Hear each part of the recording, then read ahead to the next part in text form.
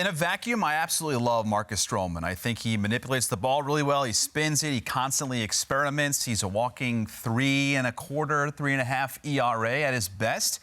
But you don't really get players in a vacuum. I have question marks, as always, about life on social media. But I know Marcus Stroman hasn't tweeted anything since mid-July. But, you know, on the field, off the field, it's the whole package when you get the guy.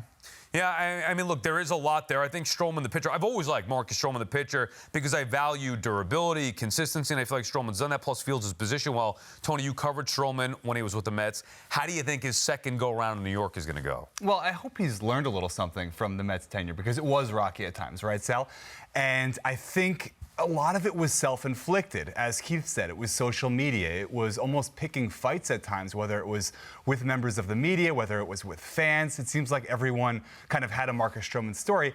And maybe he needs that for fuel to be the type of pitcher that we have seen that he can be.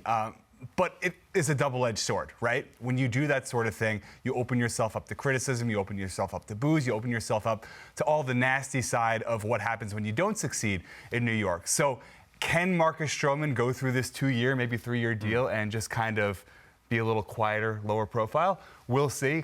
I do think it would help if he can.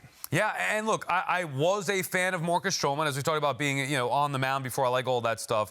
And I never said a bad word about him. And the next thing I know, because I critiqued the Mets, he blocked me on Twitter. Like, I get you want to block people or be sensitive to certain things. I think it's a little too much, especially if you're Marcus Stroman. Like, you don't need to deal with that nonsense. Just go pitch. Hopefully, for the Yankees' sake, he can do that.